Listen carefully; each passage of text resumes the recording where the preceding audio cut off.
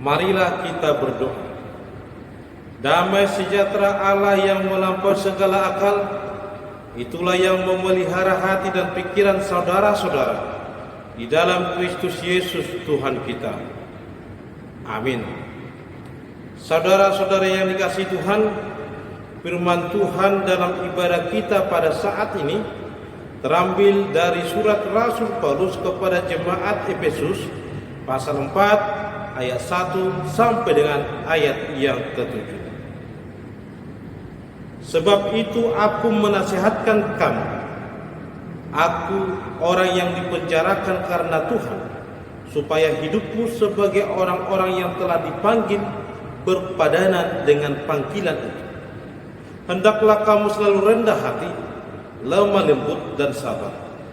Tunjukkanlah kasihmu dalam hal saling membantu, dan berusahalah memelihara kesatuan roh oleh ikatan damai sejahtera, satu tubuh dan satu roh, sebagaimana kamu telah dipanggil kepada satu pengharapan yang terkandung dalam panggilanmu, satu Tuhan, satu iman, satu baptisan, satu Allah dan Bapa dari semua, Allah yang di atas semua dan oleh semua dan di dalam semua.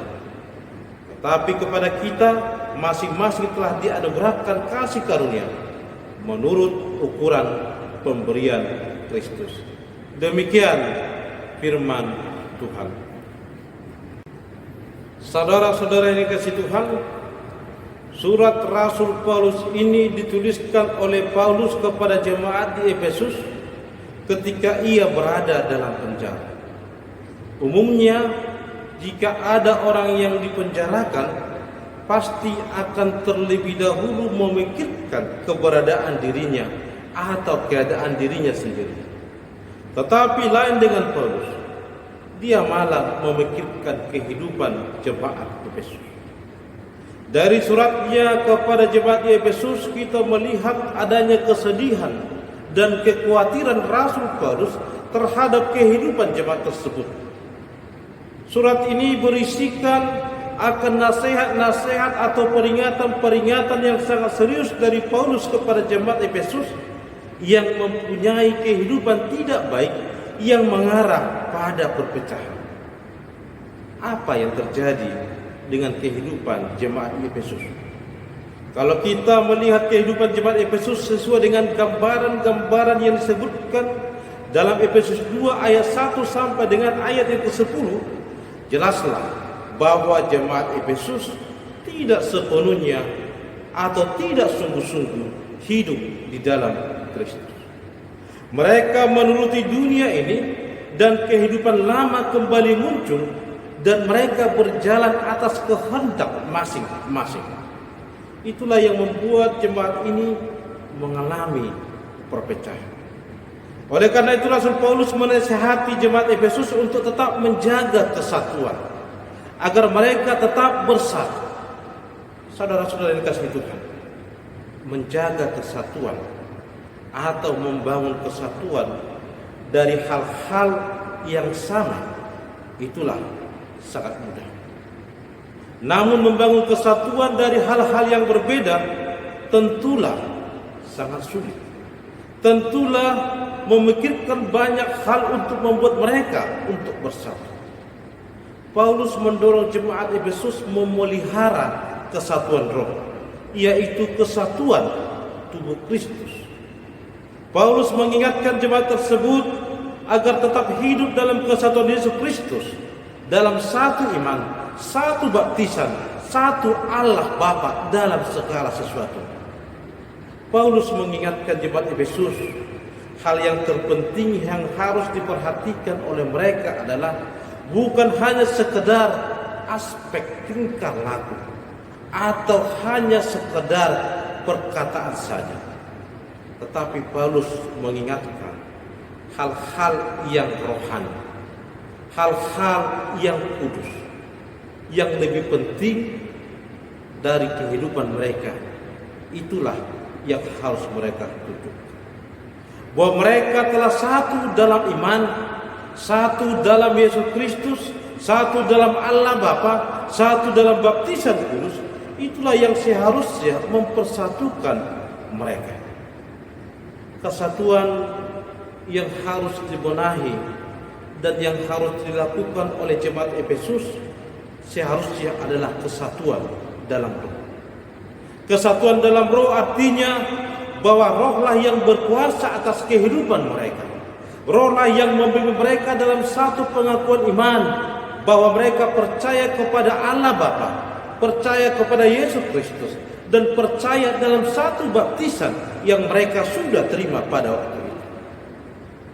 Kalau kita membaca ayat sebelumnya, modal untuk melakukan tugas panggilan sebagai orang percaya yang satu dalam iman kepada Yesus Kristus, kepada Allah Bapa yang dibimbing oleh Roh Kudus, seharusnya mereka bisa bersatu. Yang menjadi pertanyaan adalah, kalau mereka itu satu dalam roh, apa yang harus mereka tunjukkan sebagai satu iman kepada Allah Bapa dan Yesus Kristus? Yang mereka harus tunjukkan seperti yang dikatakan dalam firman Tuhan pada hari ini, bahwa haruslah nampak sikap rendah hati. Mereka harus menganggap orang lain lebih utama dari dirinya sendiri. Mereka harus mementingkan kepentingan orang lain daripada kepentingan mereka sendiri. Dan mereka harus mengutamakan kepentingan bersama di atas kepentingan sendiri. Mereka harus hidup melayani satu dengan yang lain sebagai bentuk satu kesatuan di dalam itu. Hal kedua yang harus nampak dalam kehidupan mereka yang sudah mengaku iman kepada Allah Bapa, kepada Yesus Kristus dalam kuat Roh Kudus, mereka harus memiliki sikap yang lemah lembut. Sikap lemah lembut artinya sikap yang bisa dengan baik menghadapi, menerima perbedaan yang ada. Kalaupun berbeda, bukan seharusnya untuk mempersalahkan orang lain, tetapi bisa menerima. Dan perbedaan itu bukanlah untuk sebuah perpecahan, tetapi untuk membuat keberagaman yang satu, untuk meningkatkan kehidupan bersama, kehidupan pelayanan yang ada di jemaat Efesus. Sikap lemah lembut itu akan membuat mereka saling bisa menerima, saling memaafkan, dan saling memaklumi akan kelebihan masing-masing. Sikap yang ketiga, sebagai orang percaya yang sudah menerima Roh Kudus, yang mengaku Allah Bapa, Anak, dan Yesus Kristus sebagai Allah, adalah hidup melayani di dalam kasih. Kalaupun mereka hidup melayani dengan penuh kasih sayang untuk mengarah kepada kehidupan damai sejahtera satu dengan yang lain. Kalaupun mereka memiliki karunia yang berbeda-beda, tetapi digunakan untuk kemuliaan nama Allah Bapa, Anak, dan Roh Kudus, bukan untuk meninggikan pribadi lepas pribadi. Itulah yang diingatkan oleh Rasul Paulus kepada jemaat di Efesus yang mengalami perpecahan. Paulus mementingkan jemaat Efesus kalaupun dia dalam berbicara untuk kesatuan mereka, kesatuan di dalam Tuhan, kesatuan di dalam Anak Yesus Kristus, kesatuan dalam bimbingan Roh Kudus yang mereka terima dalam satu baptisan.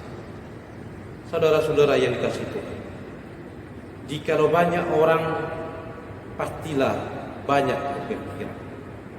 Tentulah banyak hal-hal yang berbeda yang akan dihadapi. Dan itu tentunya banyak dialami oleh gereja-gereja yang ada pada zaman sekarang. Tetapi bagaimana perbedaan itu bisa membuat kita bisa berkembang, bisa bertumbuh hanya dalam satu Tuhan, satu iman, dan satu baptisan? Firman Tuhan hari ini mengajak kita untuk tetap bertumbuh dalam segala sesuatunya mengarah kepada kemuliaan nama Allah Bapa, Anak, dan Roh Kudus. Firman Tuhan hari ini mengingatkan kita untuk hidup dan bertumbuh hanya di dalam Tuhan melalui bimbingan Roh Kudus. Bagaimana bisa terjadi? Terjadi di tengah-tengah kehidupan kita, kalaupun kita berbeda, kalau kita mau bisa mengakui bahwa Kristus adalah sumber karunia yang kita terima pribadi lepas pribadi. Kalau kita menerima karunia, berarti itu berasal atau bersumber daripada Tuhan.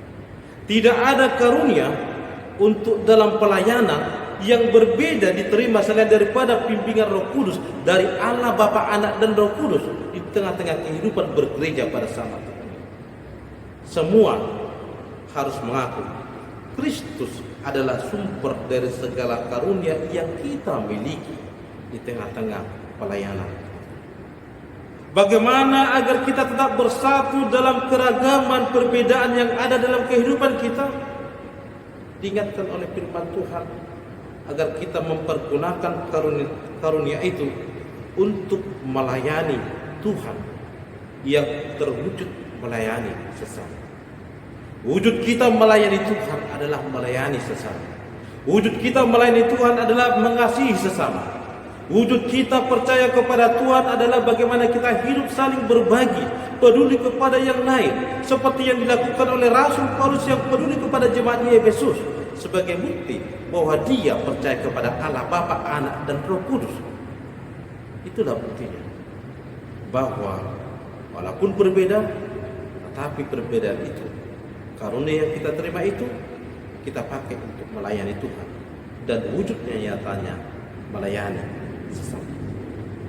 Bagaimana caranya agar kita tetap bersatu dalam perbedaan yang ada di tengah-tengah kehidupan kita?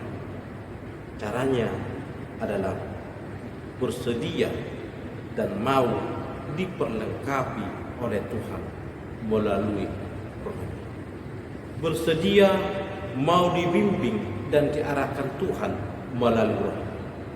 Bersedia hidup menerima satu dengan yang lain untuk kepentingan bersama. Kalaupun berbeda, tetapi itu semua untuk kita bersama. Dengan demikian, kesadaran akan kesatuan iman akan lebih menonjol, dan keakuan pribadi lepas pribadi, kepentingan pribadi-pribadi akanlah hilang kalau kita lebih mengutamakan Tuhan, lebih mengutamakan persatuan kesatuan dalam bimbingan Roh Tuhan. Kalau kita mau dibimbing oleh Roh Tuhan, yang pasti sikap kita terhadap sesama kita sebagai orang percaya adalah sikap yang rendah hati, sikap yang lemah lembut, dan sikap untuk melayani sesama. Pasti kesatuan di dalam Tuhan akan terwujud. Amin. Kita berdoa.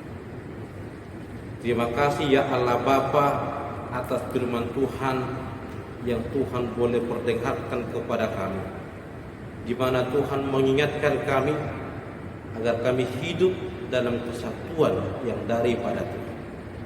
Agar itu bisa terwujud Tuhan ingatkan kami agar kami hidup dalam bimbingan Roh Tuhan, sehingga kami boleh mengaku bahwa Engkau adalah Tuhan, Allah Bapa, Anak dan Roh Kudus, dan kami boleh hidup dengan sikap kami dengan yang lain, dengan sikap rendah hati, dengan sikap lemah lembut, dan kami saling melayani penuh dengan kasih. Ajarlah kami Tuhan agar kami mampu melakukan kebenaran firman Tuhan. Terima kasih Allah Bapa. Kami berdoa Tuhan kepada kehidupan jemaat-Mu yang ada di gereja. Biarlah Tuhan senantiasa bersama-sama dengan kami. Biarlah Tuhan yang menjagai kami. Biarlah Tuhan yang memberkati kami dalam segala usaha dan pekerjaan kami. Biarlah Tuhan yang memberikan kesehatan kepada kami. Dan Tuhan juga yang melindungi kami dari mara bahaya yang ada pada saat ini, yaitu Tuhan COVID-19 yang masih merajalela. Allah Bapa yang baik, biarlah Tuhan membuat kami sadar akan protokol kesehatan. Biarlah kami Tuhan boleh meningkatkan imun tubuh kami melalui kesehatan kami pribadi lepas pribadi. Dan biarlah Tuhan juga yang membungkus kami dengan kuat membungkus. Kalau ada Tuhan jemaatmu yang dalam keadaan sakit pada saat ini, baik Tuhan karena sakit penyakit karena COVID-19 ini atau karena yang lain, biarlah Tuhan yang memberikan kesembuhan kepada mereka. Terima kasih Allah Bapa yang baik. Dalam Kristus Yesus kami telah berdoa dan mengucap syukur. Amin.